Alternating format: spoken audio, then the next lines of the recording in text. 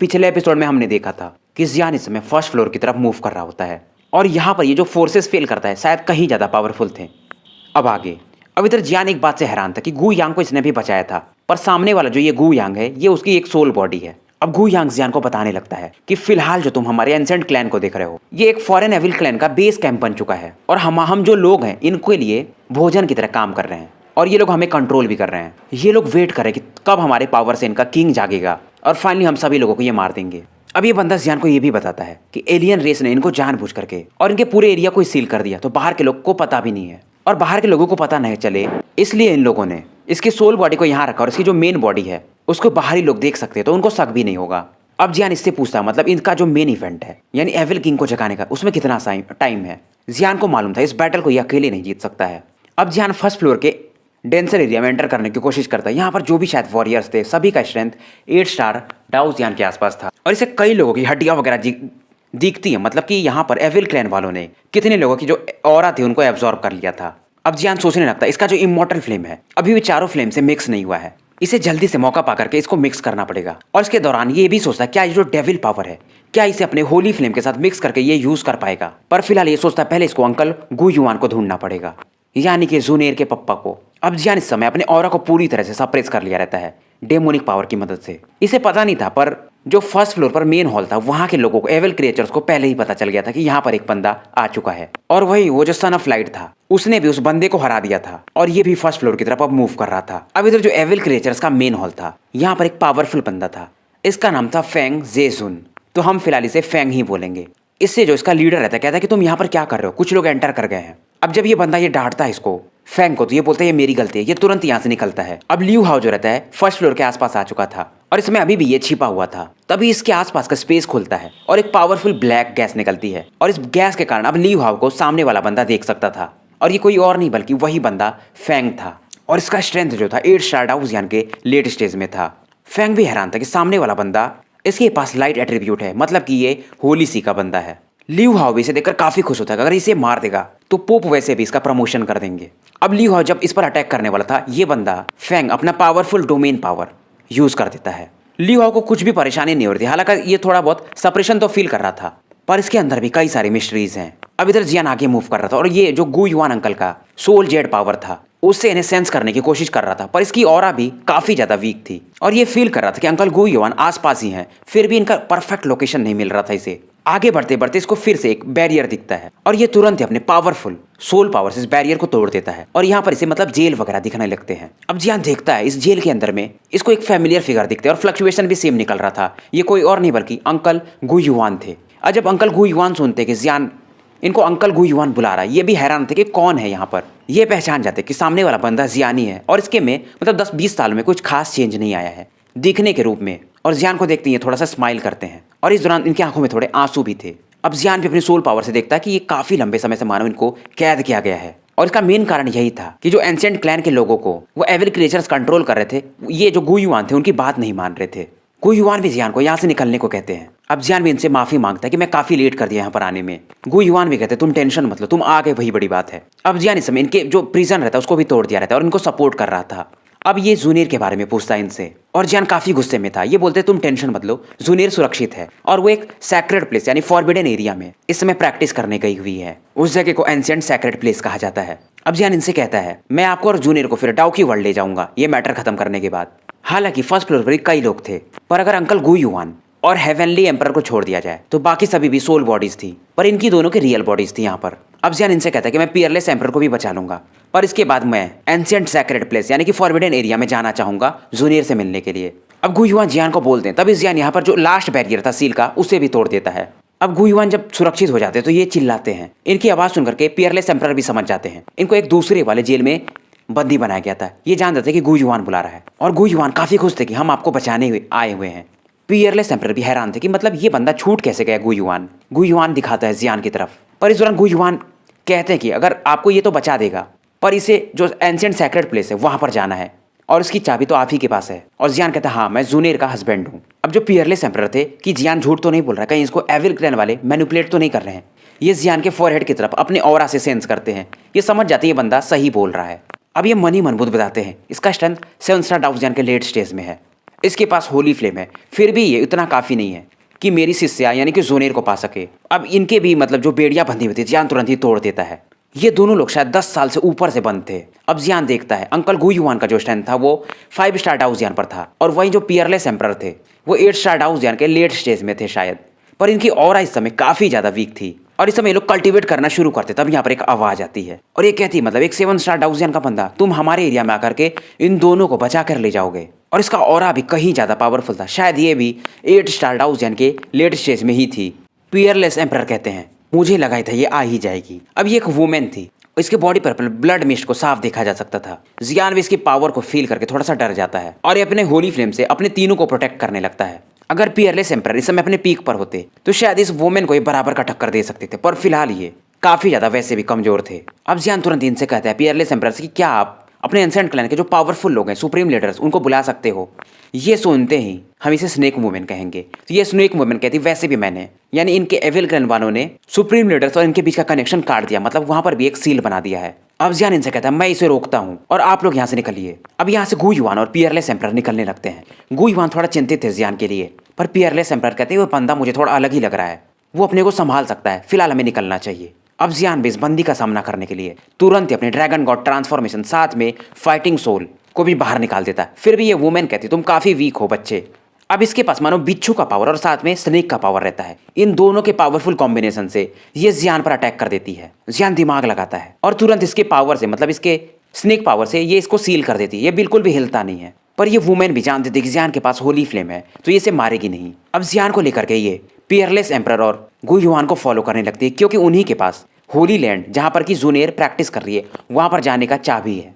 अब ये लोग जब नए स्पेस में पहुंचते हैं तभी पीछे से वो स्नेक वुमेन भी आ जाती है और जियान को अपने पूंछ में ये फिलहाल सप्रेस की रहती है। इसको पता नहीं था जियान इस समय अपनी बॉडी में होली फ्लेम को धीरे धीरे मर्ज करना शुरू कर दिया था। और वहीं दूसरी तरफ फेंग का फाइट सिटी ऑफ लाइट यानी कि ल्यू हाउ से दिखाया जाता है। इसमें फेंग काफी ज्यादा घायल था, इसे लगा नहीं था कि एक 7 स्टार मिड स्टेज का बंदा इसे इतना परेशान कर देगा।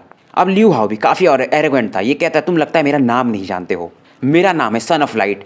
अब ये नाम सुनते ही फेंग भी हैरान था कि ये सन ऑफ लाइट वाला बंदा, इस प्रकार के टैलेंटेड बंदे और जिन्हें इस प्रकार की पोजीशन मिलती है वो शायद लाख सालों में या 10,000 सालों में 1-2 ही पैदा होते हैं। तो ये भी थोड़ा हैरान था। और इस समय ल्यू हाउ जो था और भी ज्यादा गुस्से में था और इसके एंजल विंग्स भी अब दिखने लगे थे। एक 7 स्टार डाउसियन का बंदा अगर एंजल विंग्स निकाल दे तो ये हैरानी की बात हो ही सकती है। और ल्यू हाउ के पास इस समय 2 एंजल विंग्स थे, पर जब ल्यू हाउ इन दोनों विंग्स को रिलीज करता तो इसका जो ऑरा था और साथ में इसकी बॉडी मानो एक वुमेन में कन्वर्ट होने लगी हो। फेंग भी सोचने लगता है ये बंदा तो एक मतलब पुरुष है, ये वुमेन जैसा कैसे इस समय दिखने लगा है।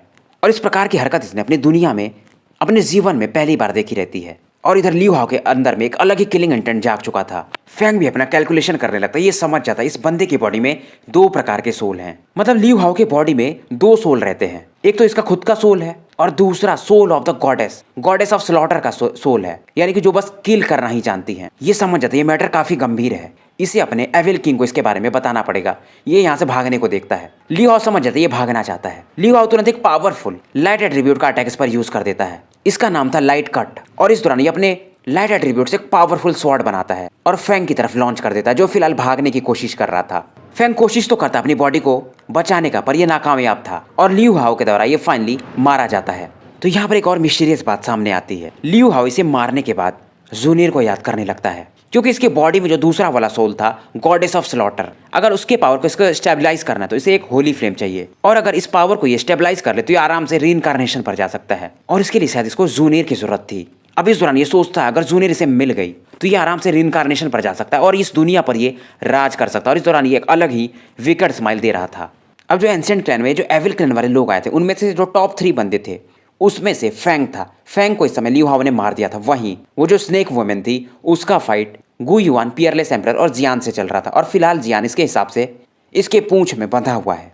अब इधर जो पियरलेस एम्परर रहते ये चाबी निकाल लिए रहते हैं, और यहाँ का जो स्पेस था जहाँ पर जोनेर गई हुई थी एंसेंट सेक्रेड एरिया में, उसे खोलने ही वाले थे, तभी यहाँ पर ये जो स्नेक वुमेन थे जियान को लेकर के आ जाती है। और ये एकमात्र चाबी थी जिससे कि एंसेंट एरिया में यानी सेक्रेड एरिया में एंटर किया जा सकता था। पियरलेस एम्परर को पता था पहले से कि इनके क्लैन के ही जो टॉप लेवल्स के वॉरियर्स हैं वो भी फिलहाल एविल क्लैन के कंट्रोल में है, इसलिए इन्होंने उस एरिया को सील कर दिया था और उसकी चाबी अपने पास रखी थी, तो कोई एंटर नहीं कर सकता था। अब जब ये गेट को खोल रहे थे तो वहां से ग्रे कलर का ऑरा निकल रहा था। गु युआन इस प्रकार के ऑरा को फील करके हैरान थे। अभी लोग एंटर करने वाले थे पर गुइवान जाना नहीं चाहते थे क्योंकि इनको मालूम था कि जियान वहां पर अकेला फंसा हुआ है। अब जैसे पियरलेस एम्परर इसको समझा के अंदर जा रहे थे तो पीछे से ये स्नेक वुमेन बोलते, तुम लोग जा कहां पर रहे हो। पियरलेस एम्परर अभी भी जानते थे कि ये कुछ भी हो जाए, इस स्नेक वुमेन को फिलहाल तो नहीं हरा सकते क्योंकि इनका जो पावर था शायद 10% ही था फिलहाल।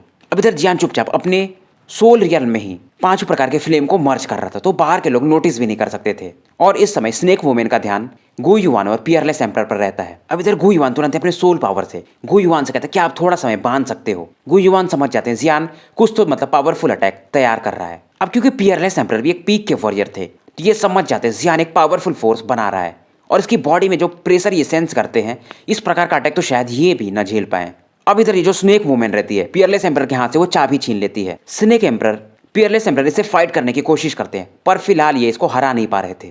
अब जब ये दोनों लोग फाइट करने लगते हैं तो जियान इसके कब्जे से आजाद हो जाता है। गुइवान तुरंत ही जियान को सपोर्ट करते हैं। अब जियान जैसे एंग्री बुद्धा लोटस निकालता है 5 प्रकार के फ्लेम से बना हुआ, ये देख करके स्नेक वुमेन क्या पियरलेस एम्परर भी हैरान थे। अब गुइवान जब जियान को देखते कि 7 स्टार हाउस जियान के लेट स्टेज में, ये भी मतलब काफी खुश थे। पर ये गुइवान और पियरलेस एम्परर से कहते हैं आप इसको थोड़ा मतलब समय और बांध के रखो ताकि मैं ये अटैक इसके ऊपर पूरी तरह से डायरेक्ट कर पाऊं, नहीं तो ये काफी चतुर है, ये भाग सकती है यहाँ से। अब इनके तीनों के अच्छे कोऑपरेशन के कारण जियान फाइनली एंग्री बुद्धा लोटस इस स्नेक वुमेन की तरफ लॉन्च कर देता है। इस अटैक को ब्लॉक करने के लिए इसने अपना स्कॉर्पियन ब्लड भी यूज कर दिया था। अब इसके बॉडी से 10 प्रकार के सांप निकलते हैं और जियान के अटैक की तरफ बढ़ने लगते हैं। अब जब ये दोनों अटैक टकराते तो आसपास का जो भी एरिया था मानो यहाँ पर एक अलग ही हलचल मच चुकी थी। अब यहाँ पर पूरा धूल छा गया था।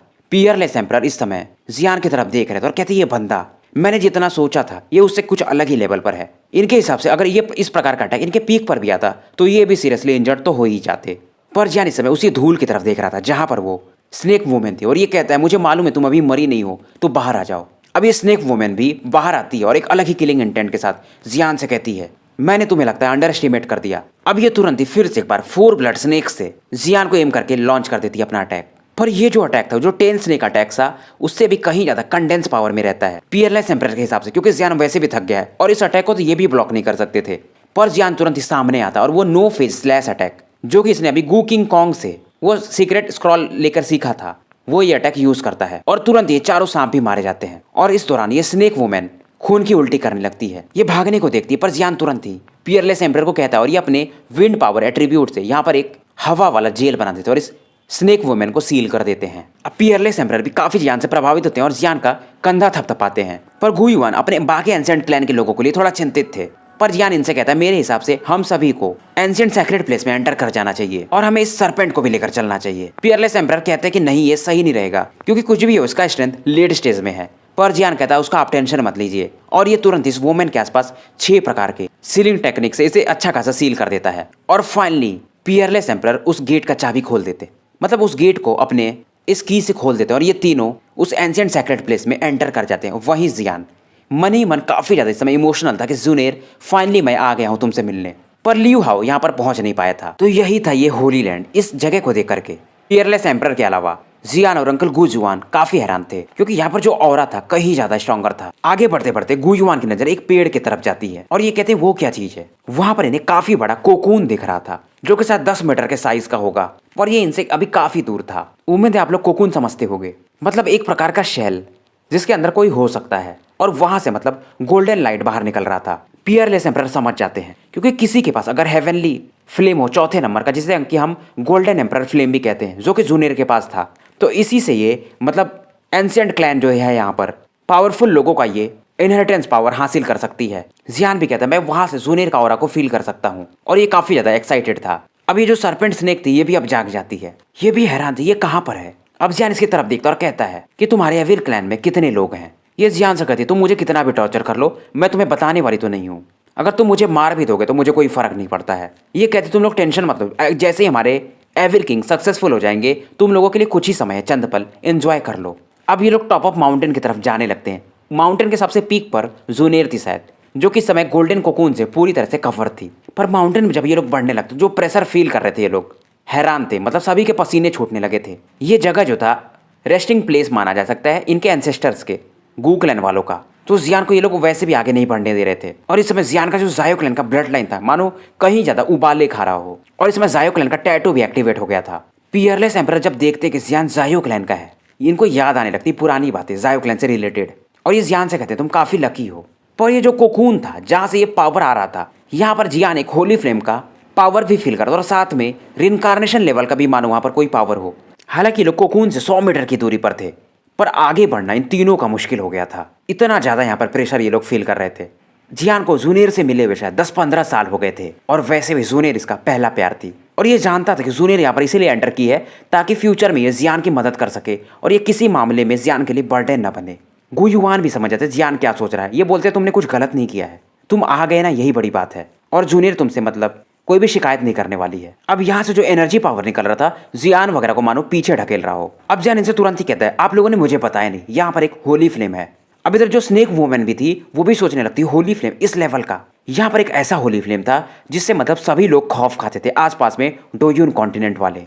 और ये जो भी होली फ्लेम था जियान के होली फ्लेम से कहीं ज्यादा गुना पावरफुल था। अब जो पियरलेस एम्परर थे और गु युआन ये आगे वैसे भी नहीं जा सकते थे क्योंकि ये पहले से ज्यादा घायल थे, नहीं तो इनका स्पिरिट वगैरह भी डिस्ट्रॉय हो जाएगा। अब यहाँ पर पहले इस प्रकार का रेस्ट्रिक्शंस यानी पावर्स नहीं रहते थे, पर होली लैंड को पता था कि यहाँ पर एविल क्लैन वाले एंटर कर चुके हैं, इसलिए यहाँ पर इस प्रकार का रेस्ट्रिक्शन है, ऐसा पियरलेस एम्परर बताते हैं। यहाँ पर कई सारे कॉफिन्स वगैरह थे जो कि इनके एंसेस्टर्स मतलब मरने के बाद यहाँ पर शायद दफनाए गए थे। और ये जब ध्यान देते हैं तो इन सभी का पावर शायद जूनियर ने धीरे धीरे हासिल कर लिया था। अब जियान भी समझ जाते अपने होली फ्लेम को यूज कर रहा था, तो अब इसका जो प्रेशर था थोड़ा हल्का हो गया था क्योंकि सामने भी एक होली फ्लेम था, तो ये दोनों रेजोनेट कर रहे थे। हालांकि जियान के पसीने तो छूट रहे थे, पर अब ये धीरे धीरे जूनियर की तरफ आगे बढ़ने लगा था।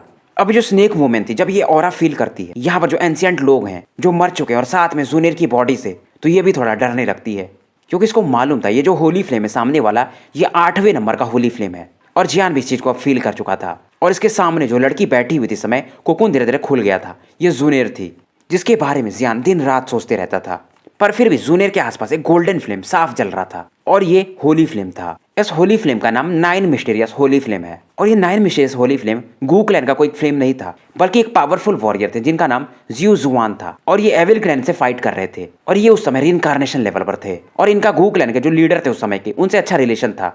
तो ये जब मारे गए थे तो इन्होंने अपना पावर यहाँ पर सील कर दिया था एंशिएंट सैक्रेड प्लेस में और उस टाइम अपने पीक पर शायद इनको डेमन एम्परर भी टक्कर नहीं दे सकते थे। अब जियान थोड़ा निराश था कि इसने 5 होली फ्लेम इसके पास है, 5 होली फ्लेम का पावर अगर मिला भी दिया जाए तो शायद इसका कंबाइंड होली फ्लेम टॉप 15 में ही आएगा, पर वहीं जूनियर इसके पास एक ही होली फ्लेम रहेगा पर वो 8वें नंबर का होली फ्लेम और जियान के 5 प्रकार के फ्लेम से बहुत ज़्यादा ही पावरफुल था ये।